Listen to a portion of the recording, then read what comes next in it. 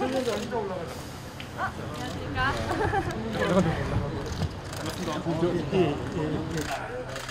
수고하십니다. 이틀째. 아, 이 의자를 이렇게 더 맡겨주는 거예요? 네, 안녕하세요. 3, 2, 1, 하이, 큐! 네, 안녕하세요. 반갑습니다. 반갑습니다. 오늘은 저희가 다양하게 우리 청년들의 의견을 들어보는 방법으로 이제 이 메타버스 안에서 국민반상회라는 이름으로 한번 얘기를 해보기로 했습니다. 제가 사실은 이제 여러 가지 방식으로 좀 전에도 저희가 이제 청년 스타트업들 얘기도 들어보고 또 학생들 토론도 해보고 하는데 그래도 많이 부족하고요. 오늘은 국민 반상회 스타일로 한번 약간 아재 냄새 나지만 그런 방식으로 한번 얘기를 해보겠습니다. 여러분들이 말씀을 좀 해주시면 일단 뭐 저도 의견도 있을 테고 부족한 부분은 우리가 연구도 해야 되고요. 특히 이제 오늘로 얘기를 끝낼 게 아니라 이제 이걸 정책으로 만들어서 가능하면 이제 상황을 바꾸는 정책, 집행할 정책으로 우리가 좀 잘 만들어야 됩니다. 그렇게 하면 좋겠고요. 이 메타버스라고 써놨더니 저는 잘못 썼나? 메타버스 그런 생각할 수 있는데 혹시 뭔 뜻인지 아세요?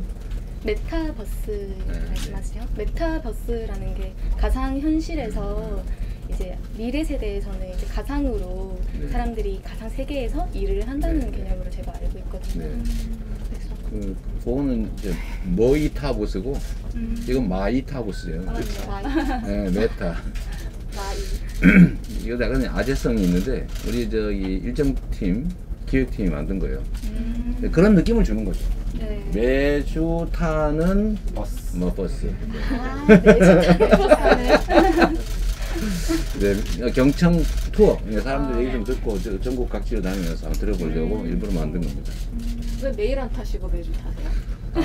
매일 하려고 했는데 정말 훌륭한 질문이십니다. 저도 사실 매일 타고 싶었어요. 이게 전국에 아마 우리나라 선거제도가 도입된 이후에 한 번도 대통령 후보가 못 가본 지역들이 상당히 많습니다. 짧은 선거운동 기간에만 다녔고 또 그전에는 큰 도시 중심으로 막 효율성 중심으로 다니니까 어디 저기 뭐 구석에 뭐 있는 작은 도시들 있지 않습니까? 못 가는 거예요. 그래서 이번에 제가 거기 다 가보려고 하죠.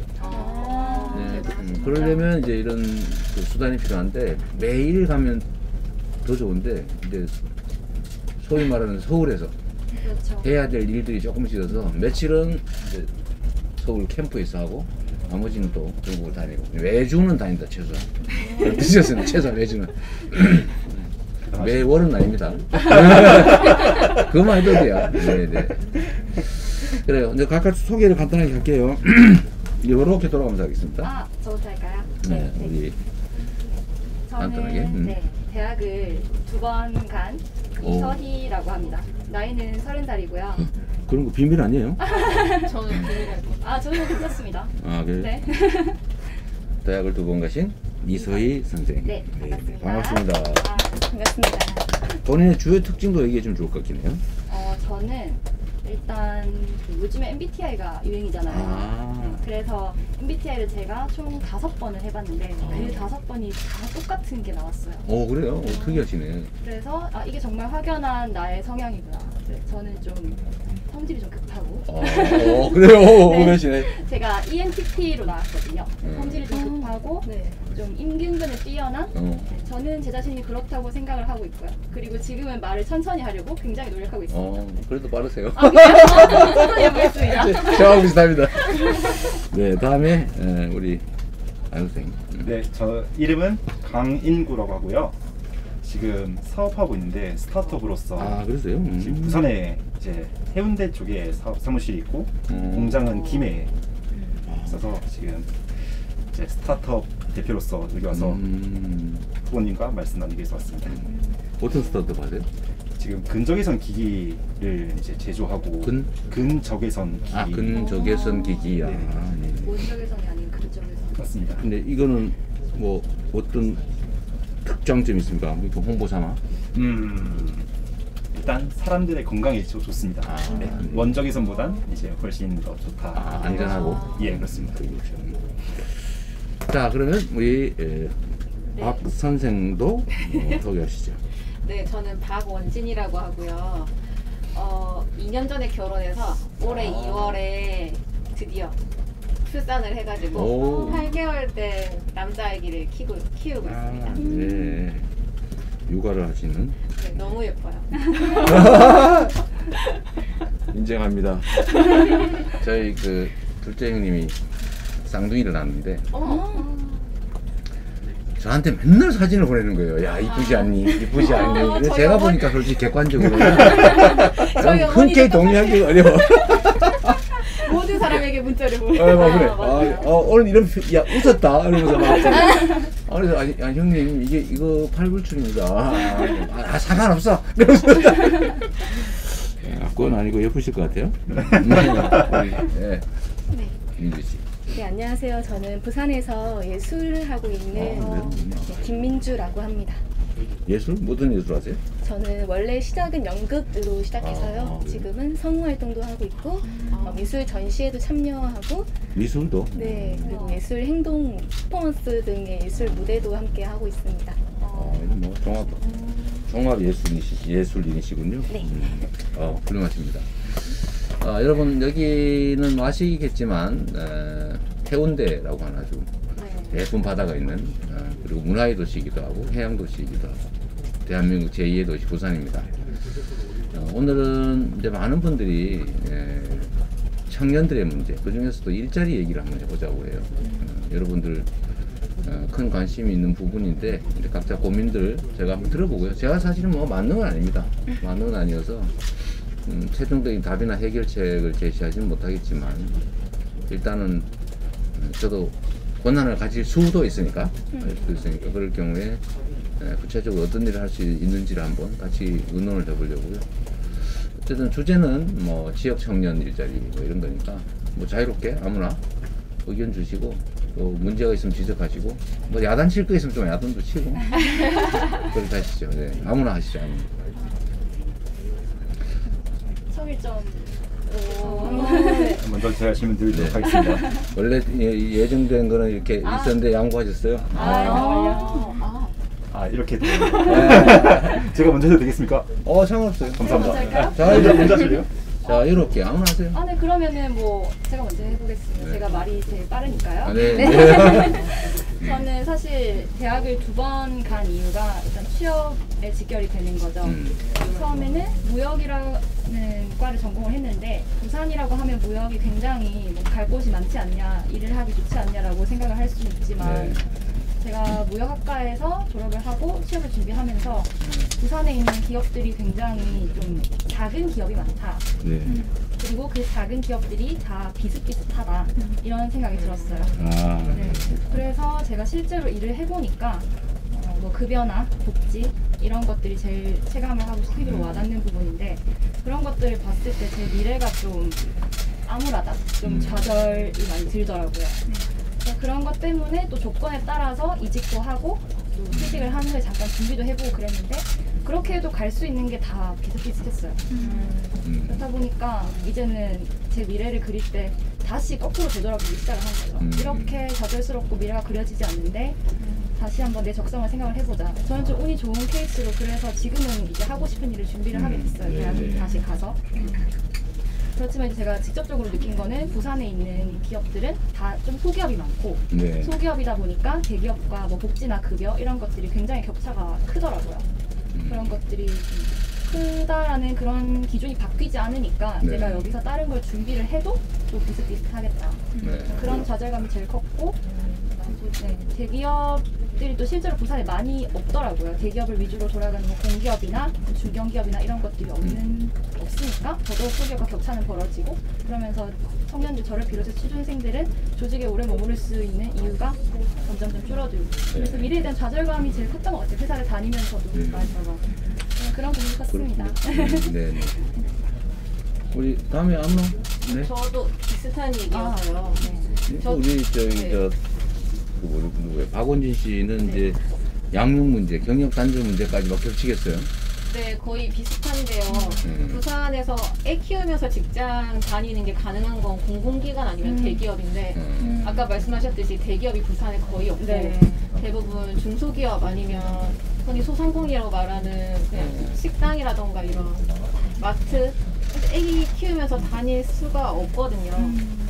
제 친구만 해도 저보다 결혼 일찍 좀 더 빨리 한 1년 정도 빨리 한 친구였는데 사장님한테 이제 결혼한다고 청첩장 드렸더니 그럼 퇴사는 언제 할 거냐. 글쎄요. 이게 너무 옛날 일이 아니고 지금에도 일어나고 있는 일이고. 맞아요. 네. 저희 남편만 해도 배우자 출산 휴가를 제대로 못 썼어요. 제가 재앙절개하고 이제 병원에 누워 있는데도 사장님은 나가서 일해줬으면 좋겠다. 그래서 출산휴가 제대로 못 쓰고. 그래서 출산휴가? 배우자 출산휴가. 저는 육아휴직은 아직 네. 뭐 문제는 아니고. 저는 사실 일을 계속 했었으면 출산할 생각, 임신 출산할 생각 못했을 것 같아요. 왜냐면 선배 중에 그런 선배도 잘 없거니와 네. 그런 모델도 잘 없고 지역에서 사실 보신 적 있으세요? 그 나의 선배나 아니면 상사 중에 출산하면서 아이 키우면서 직장 다니시는 분이 제 주변에는 크게 많이 없어요. 한두 분 계시긴 한데 그분들 진짜 대단한 분들이세요. 그렇죠. 소규모 기업에서 쉽지 않은 것 같아요. 제가 전에 그 양육 얘기가 나와서 그런데 저희가 경기도하고 자매도시에서 이제 그 방문단이 왔는데 그 중에 한 사람이 결혼을 해가지고 이제 아주 어린 아이를 데리고 있는 거예요. 데리고 왔어. 와. 그런데 일하는 곳에. 일하는데 저 한국으로 출장을 왔는데 아이를 데리고 온 거예요. 그래서 이거 내가 궁금해서 물어봤어요. 이 아이의 항공료나 이런 거 누가 보다 합니까? 근데 당연히 그거 당연히 정부에서 내는 거예요. 와, 훌륭하다. 데리고 다니면서 자기가 사무실에 와서 데리고 다니면서 데리고 일을 하는 거 안 되더라고요. 진짜 꿈에 그리던 그런. 근데 그래서 이게 아무 지장이 없대요, 근데. 그러니까 공공기관이나 이런 데는 어느 정도 그렇거든요. 제 친구들 봐도 뭐 출산휴가에다 앞뒤로 연차 쓰고 그 뒤에 뭐 육아휴직 쓰고 해가지고 애기 키우면서 적당히 유치원 보내 보내고 하는데 민간 기업에서는 사실 쉽지 않은 것 같아요. 맞아요. 근데 이게 실제로 사람이 집에 아이 있고 어디 맡겨놓고 다니면 불안하고 그래서 사실은 일이 잘 안 될 수도 있는데 그분은 그냥 자기가 데리고 다니면서 뭐 아무 문제 없이 그냥 애 데리고 일을 하고 있더라고요. 맞아요. 저도 그래서 사실 취업 고민보다는 요새 1인 창업 쪽으로 좀 생각을 많이 바꿨어요. 제가 차라리 애 아플 때 쉴 수 있으려면 그나마 내가 사장인 게 낫겠다. 그래서 근데 사장님 계시니까 전혀 사장이가 아니다. 더 일찍이다. 이쪽으로 보시기라. 아니요, 창업한 사람 우습게 봤다고 생각하지 않을까요? 예, 그렇게 생각하지 창업 우습게 하나? 일 다니면서 이제 남편이라도 좀 뭐 연차 제대로 쓸 수 있고 주말을 쉬는 직장이면 상관없는데 남편 직장도 근로기준법 잘 안 지키거든요. 주에 52시간 일하는 게 아니고 뭐 저번 달 같은 경우는 주에 100시간씩 일했거든요. 어이구, 누구는 122시간 얘기하긴 하던데. 그러니까 그거 보고 기가 찼어요 진짜. 진짜 그런 집에 살아보라면서. 120시간이면 주 15일이더라고. 저희 남편 새벽 5시에 출근해서 밤 10시, 11시에 퇴근했는데도 이제 애기 얼굴 볼 시간이 없었어요. 근데 이런 환경에서 제가 취업을 하면 애가 아프거나 아니면 어린이집에서 데리고 와야 될 경우에 가능할까? 불가능할 것 같은데? 그게 정말 우리는 이제 소위 일가정 양육을 가능하게 하는 시스템을 만드는 게 쉽지가 않은 거죠. 아이를 맡길 때도 없고 사실 걱정도 많이 되고. 맞아요. 그리고 저는 사실 맡길 때보다는 민간 회사에서도 근로기준법 좀 잘 지켜주셨으면 좋겠어요. 그렇죠. 우리나라는 법을 너무 안 지켜요. 아니 이게 소수 강자들만 그러는 게 아니고 우리 일상 속에서 대부분의 사람들이 그냥 규칙 어기는 걸 너무 우습게 생각하는 경향이 있어. 대표님도 근로기준법 모르시는 것 같아요. 아니 모르고 맞아요. 배우자 출산휴가 2주가 된 지가 언젠데 3일 쉬는 거 아니냐고. 3일. 네. 알면서도 그럴 수 있습니다. 그리고 토요일 날 연차 쓰게 하시고. 토요일 일요일에 자기 것도 아닌데. 그거 불법인데 불법된 지 오래됐는데 일요일 날 연차라고. 그런 아분 관인들이 많죠. 그러니까요. 기업들이 그런 네, 괜히 맞죠. 저조수라는 게 나온 게 아니라. 그렇군요. 또 죄송합니다. 하지 우리 모두가 하고 싶은 얘기를 대신하셨기 때문에 괜찮습니다. 네, 다 하고 싶은 얘기 안 했어요. 필요한 얘기니까요. 결국 저도 아이를 낳을 테고. 또 누가 할까요? 맞아요. 아까 계속 기회로 말씀하신 것 같아가지고. 네. 네, 저는 강인구 선생님. 예, 저는 건국대학교 경제학과 출신입니다. 아, 그래요? 그래서 이제 조금 경제학적으로 제가 좀 말씀드리는 거 드리고, 그 경제 생산성을 높이기 위해서 두 가지 측면이 있는데, 이제 혁신 혹은 생산성과 노동성을 높이는 것. 근데 지난 80년대부터 최부영 교수님께서 말씀하신 것처럼 이 생산성과 노동성을 높이는 건 이제 제한이 많다라는 건 입증이 되었고, 그럼 이제 혁신을 해야 되는데 청년 창업들 같은 경우 이제 혁신을 할 수 있는 이 머리는 있지만, 물론 그렇다 해서 어르신들께서 그걸 할 수 없다는 능력, 그걸 말씀드린 게 아니라 청년들은 그런 혁신적인 것들을 받아들일 준비는 돼 있지만 여러 가지 여건이 부족합니다. 첫 번째로 교육이 부족하고, 두 번째로 자본이 부족합니다. 이제 교육을 하는 거에서 제가 생각을 해봤는데, 저 같은 경우 이제 근적외선 기기를 생산하는 데 있어서 물론 국내 뭐 우수한 기업도 많지만 저는 해외에 정말 좋은 기업들을 꾸준히 방문하고 같이 협력업체까지는 아니더라도 뭔가 자매 기업 느낌으로, 형제 기업 느낌으로 같이 뭔가 기회를 좀 받고 싶습니다. 적어도 그걸 시작할 수 있는 여건이라도 돼서 이제 제가 잘하면 주는 거고 못하면 못 받는 거지만 그 정도의 그것과, 그리고 이제 돈이라는 부분에서 저는 이재명 후보님께서 말씀하시는 기본소득제에 대해서 상당히 찬성을 하는 편입니다. 왜냐하면 이제 주 4일제, 지금은 주 5일제지만 주 4일제를 하고 5일제 때 그 제가 뭐 예를 들어 10만 원, 20만 원 더 일해서 받는 거를 기본소득제로 받아서 그거 가지고 저는 저희 직원들과 그리고 저도 마찬가지로 같이 같이 뭔가 교육을 같이 받을 수 있는 그런 것을 가면 좋지 않을까 해서 저는 기사님의 후보님의 그런 되게 그 정책에 대해서 찬성을 하는 편인데, 그래서 제 질문의 요지는 사실 조금 급진적이라는 생각이 좀 듭니다.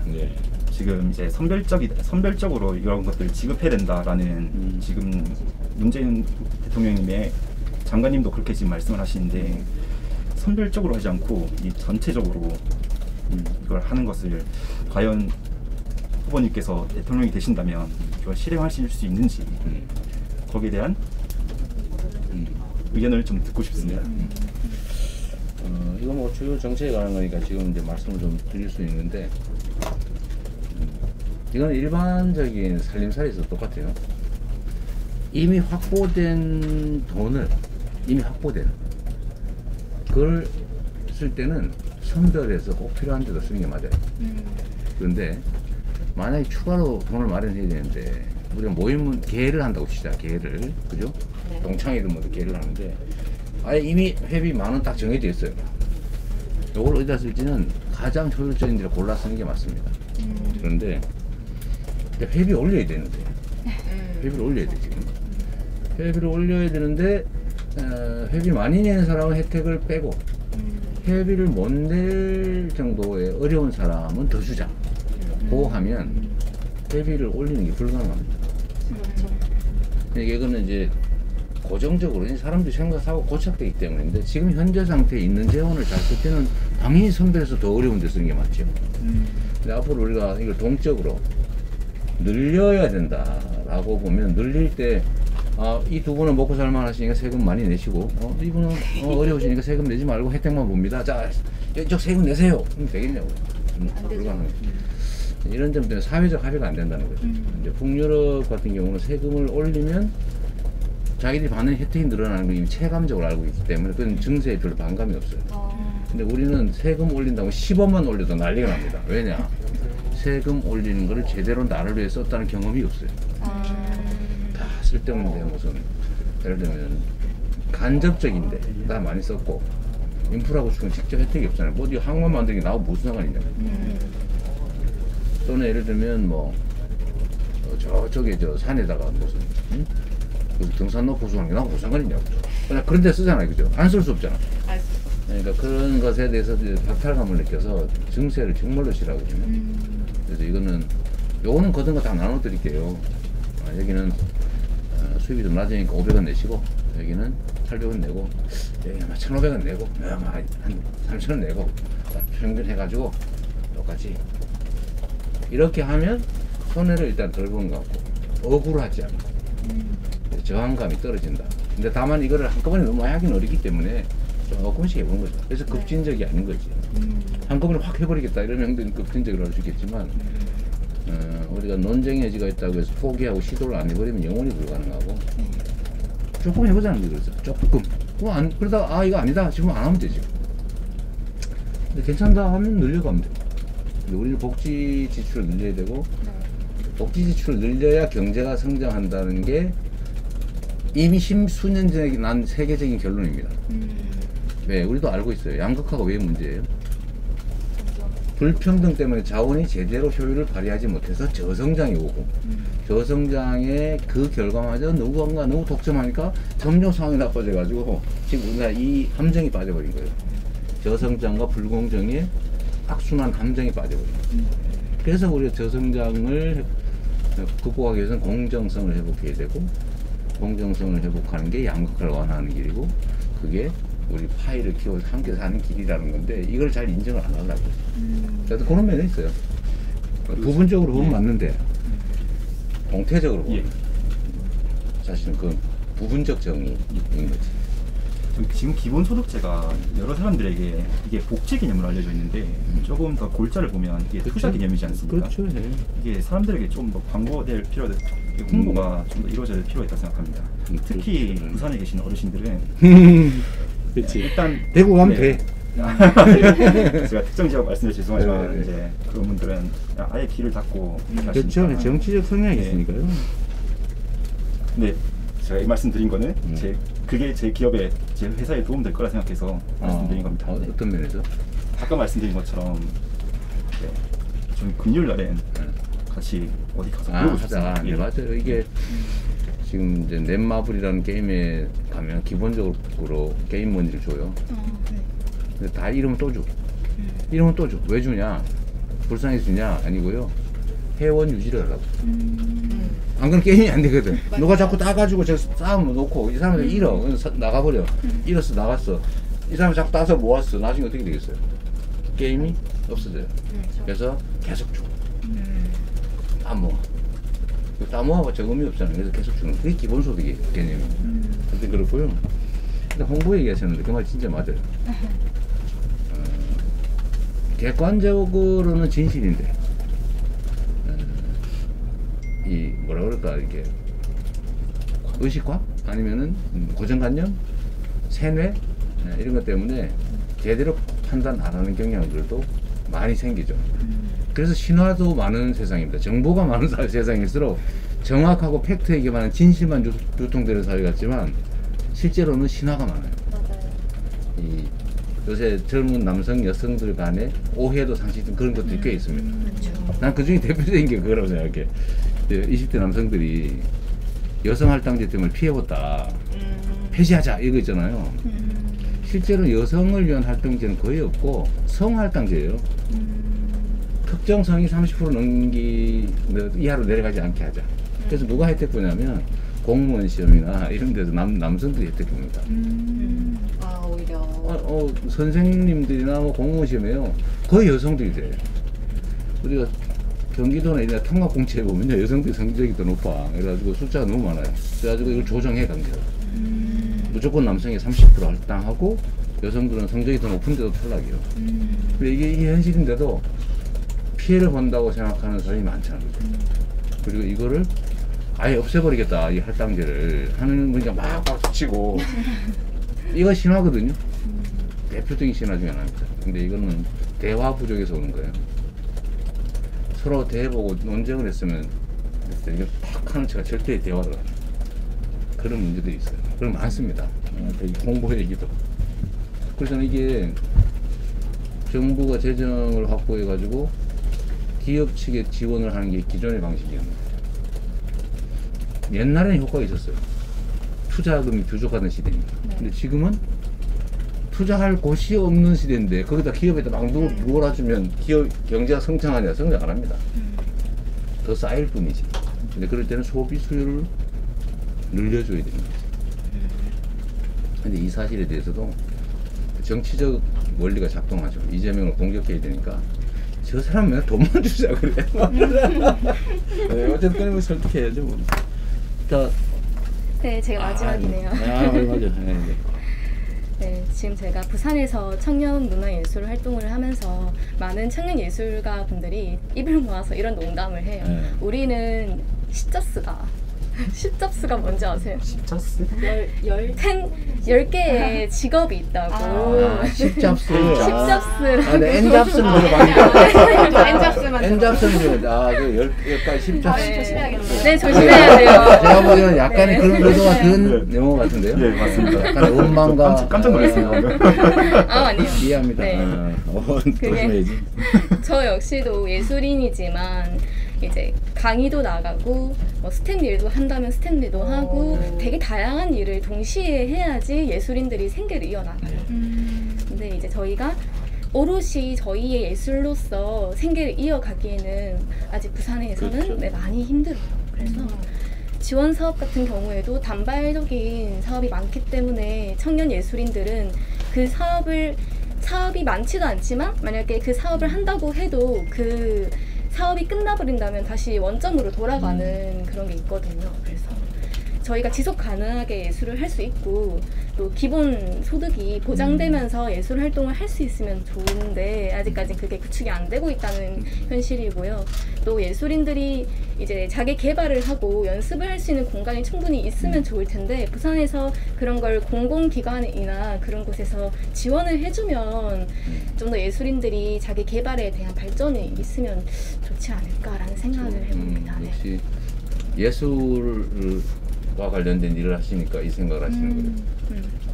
저도 사실 이제 예술 부분에 대한 지원 사업을 제가 결정하잖아요. 뭐 시장도 하고 도지사도 하면서 어떻게 할 건지 좀 더 뭐 효율적이고 좀 더 많은 사람이 참여하는 뭐 그런 것들을 연구를 하다 보니까 난 최종 결론은 뭐냐면 이 문화예술은 미래 산업의 핵심이다. 이제 인공지능이 대체할 수 없는 유일한 영역이 내가 보기에는 그렇죠. 네. 문화예술 영역입니다. 창의적 사고, 기발한 상상의 세계 이런 건 사실 컴퓨터 불가능하잖아요. 그리고 이 문화예술은 모든 사람들에게 도움이 되는 일입니다. 예를 들면 다른 데서 뭐 이해가 돈 벌고 그 사람이나 이해관계인만 혜택을 보는데 문화예술 활동은 마치 공기 같아서 모두가 혜택 보는 그런 공공성이 있더라고요. 네, 그런 면도 하나 있고 하나는 이 예술의 가장 본질은 자유 아닙니까? 네, 맞습니다. 자유로. 그래서 지원하되 간섭하지 않는다. 그 말도 김대중 대통령이 때 만든 말이긴 한데 뭔가 정해놓고 그 안에 살아보면 이미 죽은 예술이에요. 가능하면 여지를 다 열어주고 자유롭게. 그래서 이게 공모 사업도 해보니까 그것도 결국 정해놓고 시키는 거잖아요. 요 안에서만. 네. 근데 거기를 벗어나는 게 예술 문화 창인데 그래서 제가 마지막 생각해낸 게 예술인 기본소득입니다. 지원을 하는데 자유롭게 하고 싶은 대로 그럼 무제한으로 할 수는 없고 일정 범위까지는 책임져 주겠다. 그러면 제가 문화인들한테 뭐 문화타운도 만들고 철거해야 되는 그 구도심 이런 데 있잖아요. 집 몇 채 사가지고 거기다 수리해가지고 예술인들 들어가서 뭐 하기라도 하면서 그림이라도 그려서 사시고 네. 이런 걸 하면서 생각해 보니까 그거보다 더 싸면서 효과적인 게 기본소득이더라고요. 그렇죠. 예술인들 그래서 숫자 많지 않거든요. 그리고 등록하고 뭐 적당한 절차를 거친 사람들한테 기회를 주고 그 사람들이 저한테 한 7, 8년 전에 제안한 게요 30만 원이었어요. 자기한테 30만 원만 매월 지고 가면 정말 자유롭게 창작하면서 인생을 정말 행복하게 살겠다더라고요. 진짜 그죠? 밥 먹을 정도. 밥 먹고 예. 최소한의 생존만 보장하면 그 사람은 이제 그림 그리는 사람이었는데 나 진짜 마음껏 내가 막 그림 그리면서 인생을 진짜 행복하게 살겠대. 그래서 그때 제가 그렇구나 이 사람이 그림 잘 그려서 열심히 하면 그 모두에게 행복한 문화라고 하는 것도 창의적으로 만들어내는 거잖아요. 그리고 뭐 본인도 좋고 행복하게 살고 네. 또 직장 구한다고 해서 실업 압력 막 생기는데 그 실업 압력도 줄어들잖아요. 그렇죠. 본인도 행복하고 나라도 행복하고 사회도 좋고 그래서 그런 생각이 내가 들긴 했었어요. 그래서 제가 이거 욕먹으면서도 내가 예술 기본서도 가자 감사합니다. 계속 그러고 있는 중이에요. 얼마 안 들더라고요. 지금 등록되는 예술인이 10만 명인데 이런 거 하면 한 10배 넣는다고 치고 100만 명 늘어도 사실 계산하면 얼마 안 되죠. 근데 그 사회에 얼마나 큰 일자리도 만들고 그죠? 그 사람들 다 그걸로 먹고 살 거 아니에요? 조금만 더 해가지고 사업 기회도 생겼고. 얼마 전에 스우파 엄청 인기 있었는데 네. 보셨어요? 스트리트 우먼 파이터라고. 아, 네네. 댄스. 봤죠. 진짜 너무 감동적이더라고요. 거기 모니카님도 비슷한 말씀하셨어요. 아 그래요? 네. 뭐 자유와 혁신, 창의 이건 사실 같은 말이죠. 우리 미래의 핵심 키워드 같아요. 네. 그 기본 소득이란 게 기회를 주시는 것 같아요. 그렇죠, 기회를 주는 거죠. 평등한 기회. 네. 그러니까 맞습니다. 최소한의 선택을 유지할 수 있는 기회. 네.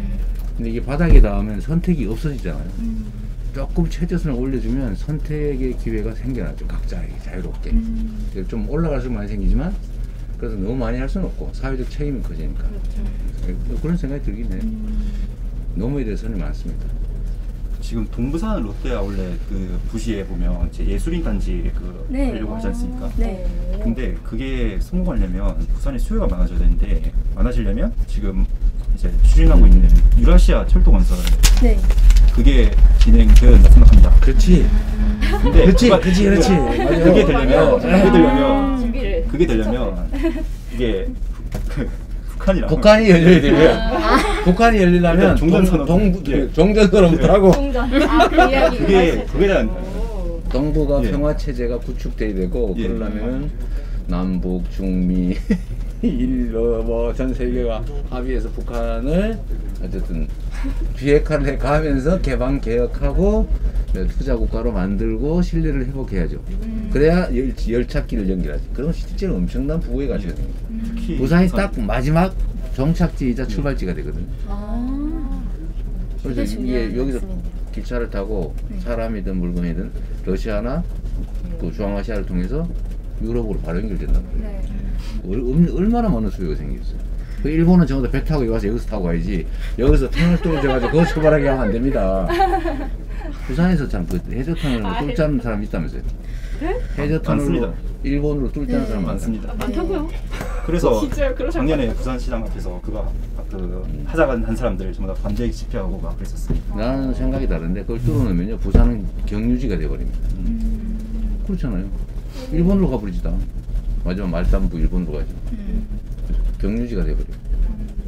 그럼 우리는 괜히 남 좋은 일 시키는 일이 벌어지고 일본은 섬나라가 이제 육지가 연육 나라가 되는 거죠. 이어지니까. 근데 그것도 논쟁이 많긴 합니다. 하여튼 뭐 재밌었는데 밤새도록 하면 좋겠는데. 자주 와주십시오. 재밌습니다. 말씀을 너무 편하게 잘해주시네요. 네. 아니 뭐 저도 이러면서 배우는 거죠. 일자리를 많이 만들어주세요. 그러게요. 일자리를 제가 만들 수는 없고요, 솔직히. 정치인들 일자리 몇 개 만들겠다 이런 얘기 많이 하던데 저는 그 얘기 잘 안 해요. 숫자 얘기 특히 안 해요. 책임져야 되니까. 그런 우리 환경 말하면 책임을 말을 없죠. 민간이 일자리를 만들 수 있는 환경을 만드는 거죠. 근데 그 환경을 만드는 거의 핵심은 자유로움이에요. 자유로움과 공정성입니다. 근데 너무 자유로워가지고 강자가 약자를 잡아먹고 부정식품이라도 사 먹을 자유를 마구 보정하면은 그럼 이제 나라 망하는 거여서 최소한의 공정한 룰을 만들고 그 안에서 자유롭게 경쟁할 수 있게 하고 또 정부가 지나치게 많이 개입해가지고 예를 들면 뭐 또 하지 말라는 게 그렇게 많아요. 그러지 말고 꼭 안 해야 될 거 빼고 나머지는 다 할 수 있게 이런 방식으로 좀 규제도 혁신하고 예를 들면 모두에게 필요한 기본적인 인프라 교통이나 뭐 이런 것들은 좀 대대적인 투자를 통해서 깔고 뭐 신재생 에너지로 전환하기 위해서는 에너지 고속도로도 만들어서 아무 데서나 내가 옥상에서도 전기 만들어서 팔고 텃밭에도 좀 만들어 팔고 부산 앞바다 저기 바닷가에 이렇게 세워서 뭐 풍력 발전을 해서 팔고 이렇게 할 수 있게 만드는 거 이게 정부 역할이죠. 그래야 일자리가 생기죠. 일자리를 만들 수 있는 여지가 생기는 겁니다. 산업도 대대적으로 신속하게 전환하고 새로운 산업도 만들고 그래야 좋은 일자리가 생기거든요. 네. 그래서 조곤조곤하게 창업의 기회도 많이 생겨요. 같이 노력해 보시죠. 네. 제가 기회를 주면 잘할 자신이 있습니다.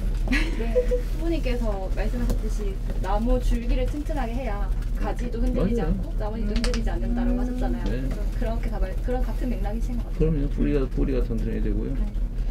근데 우리는 되게 뿌리와 줄기와 가지와 끝에 나뭇잎들이 사실은 20대 청년들이거든요. 네. 거기를 붙잡는다 해결이 안 됩니다. 그러니까 잎이 떨어져. 거기 붙잡고 고정시키면 줄기와 뿌리를 고쳐야 됩니다. 그래야 끝에가 막 흔들려 튼튼하지. 근데 이걸 놔두고 그걸 잡는다고 잡아보면 복잡해지겠냐고. 그러니까 이 구조의 문제, 근본에 관한 문제에 좀 더 많이 접근해야 되는 건 사실입니다. 뭐 여러분들 얘기하고 좀 많이 도움됐고요. 특히 또 역시 부산이라서 지방이 가지는 어려움, 네. 대한민국의 우리 국민들이 겪는 어려움 더하기 청년들이 갖는 어려움 더하기 지방이 갖는 어려움까지 더해서 일종의 삼중고인데 저는 사람이 만든 문제는 사람이 해결할 수 있다고 믿어요. 왜냐 이게 신의 영역의 일이면 우리가 어떻게 할 수가 없는데 사람들이 만든 문제잖아요. 그리고 사람들의 노력으로 해결할 수 있고 우리가 문제를 얘기하면 문제 속에 답이 다 들어있죠. 문제니까. 그러니까 답이 있으니까 문제인 거죠. 그래서 그거는 결국은 할 수는 있는데 결국 용기 문제인 거예요. 결단력의 문제. 그 다음에 철학과 가치의 문제죠. 더 근본적으로는 이런 걸 고치고 싶어 하냐 아니면 현재 상태가 행복하다 진짜 차이가 있죠. 철학과 가치의 문제. 다음에 바꾸고 싶은데 방법이 없냐? 많아요. 근데 효율적인 방법일수록 저항이 커. 같은 사람 하려고 그러면 엄청나게 괴롭히고. 그러니까 그런 것들을 이겨내는 용기와 결단이 중요하죠. 네. 저는 얼마든지 가능하다고 봅니다. 저는 진짜 대변화의 기회죠. 위기는 기회다. 맞습니다. 너무 든든하신 말씀이에요. 네. 가능하다라고 말씀해 주시는 게 정말 든든한 것 같아요. 그 원래 그건 이순신 장군이 한 말이에요. 죽고자 하면 살고 살고자 하면 죽는다. 네. 그 말이었거든. 그래서 그 어느 영화에서 대사를 싹 바꿨잖아요. 이 큰 두려움을 용기로 바꿀 수 있다면 이길 수 있다. 이게 사실 영화 대사니까 그렇게 만든 거고 이 두려움과 용기는 사실은 동전양면 같은 거예요. 두려움이 용기의 원천이거든요. 그래서 이 두려움과 용기는 모든 사람이 가지고 있어요. 그러니까 저보고 가끔씩 당신은 겁이 없는 사람이냐? 이렇게 물어봐요. 정말요? 겁이 없는 그런 그렇지.